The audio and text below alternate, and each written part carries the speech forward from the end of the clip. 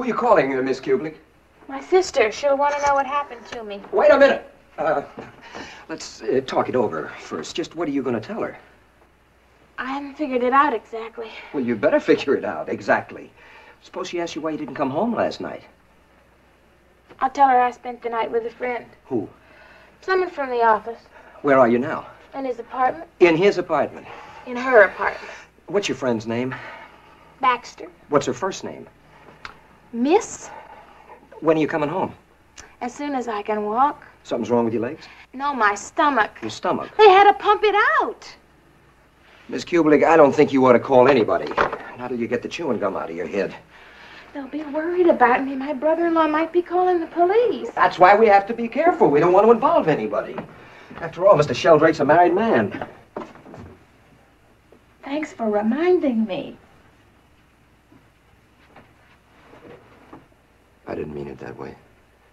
I was just talking to him on the phone. He's very concerned about you. He doesn't give a damn about me. You're wrong. He told me. He's a liar. That's not the worst part. The worst part is I still love him. Oh, that must be Mrs. Dreyfus. You remember the doctor from last night? That's his wife. So there's the victim. Max to knife. No, little lady, how are we feeling today? I don't know, kind of dizzy. Here, the best thing for this is a little noodle soup with chicken, white meat, and a glass tea. No, thank you. I'm really not hungry. Go ahead, eat. Enjoy. You wouldn't have such a thing as a napkin, would you? Well, I have some paper towels. Beatnik. Go to my kitchen. Third drawer, under the good silver, there is napkins. Yes, Mrs. Dreyfus. So what are you waiting for? A singing commercial? I can't eat. You must eat. And you must get healthy, and you must forget him. Such a fine boy he seemed when he first moved in here. Clean and cut, a regular Ivy Leaguer. Turns out he's King Farouk. With the drinking, with the cha-cha, with the no napkins. A girl like you for the rest of your life. You want to cry in your noodle soup? Who needs it? Now, you listen to me. You find yourself a nice, substantial man, a widower maybe, and settle down instead of gnashing all those sleeping pills. For what? For whom? For some good time, Charlie? Shh. One napkin coming up. Wish we had some champagne to wrap it around. What did I tell you? Mrs. Dreyfus, you don't have to wait. I'll wash the dishes. You wash them, you break them. I'll come back for them later.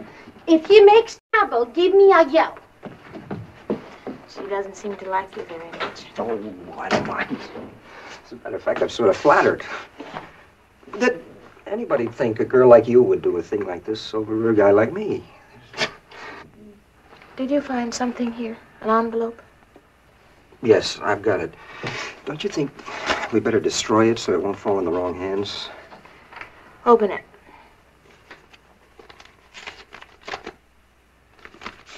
There's nothing here but a $100 bill. That's right. Will you see that Mr. Sheldrake gets it? Sure. Take this away with you. Would you like me to move the television set in here? You play gin rummy. I'm not very good at it. I am. Let me get the cards. You don't have to entertain me, Mr. Baxter. There's nothing I'd like better. You know, togetherness. Guess what I did last Christmas? Had an early dinner at the Automat, went to the zoo, and then I came home and cleaned up after Mr. Reichelberger. He had a little eggnog party here. So I'm way ahead this year. 3 across, spades double, high deals. 6, 8.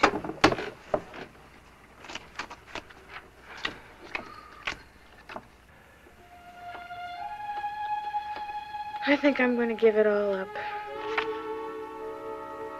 Give what up? Why do people have to love people anyway? I know what you mean. 9, 10, Queen. I don't want it.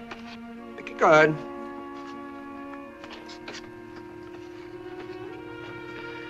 What do you call it when somebody keeps getting smashed up in automobile accidents? At insurance risk? That's me with men. I was jinxed from the word go. First time I was ever kissed was in a cemetery. Cemetery? I was 15. We used to go there to smoke. His name was George, and he threw me over for a drum majorette. Jen. That's 10, 20, 36, and 25, and 61, and 2 boxes. I just have this talent for falling in love with the wrong guy in the wrong place at the wrong time. Well, how many guys were there? 3. The last one was the manager of a finance company back home in Pittsburgh. They found a little shortage in his accounts, but he asked me to wait for him. He'll be out in 1965. Cut. Well, I came to New York and moved in with my sister and her husband. He drives a cab. And they sent me to secretarial school, and then I applied for a job at Consolidated. But I flunked the typing test. Too slow? No, I can type up a story. I just can't spell. So they gave me a pair of white gloves and stuck me in an elevator. And that's how I met Jeff. Oh, God, I'm so fouled up. What am I going to do now? Better win a hand. You're on a blitz. Was he very upset when you told him? Mr. Sheldrake? Yeah, very. Maybe he does love me, only he doesn't have the nerve to tell his wife. I'm sure that's the explanation. You really think so? No doubt about it. Would you hand me that pad and pencil? What for? I'm going to write a letter to Mrs. Sheldrake. You what? As one woman to another, I'm sure she'll understand. I don't think that's a very good idea, Miss Kubling. Why not? Well, for one thing, you can't spell. Secondly, if you did something like that, you'd hate yourself. I don't like myself very much anyway. The cards, let's go. Do I have to? You bet. I got a terrific hand.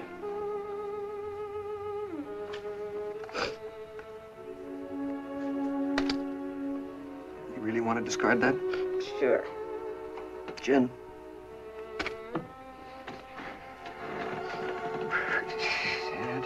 Since 20, 40, 52, 25, 77. Spades a double, 154. And 4 boxes. Blitz, 2 games.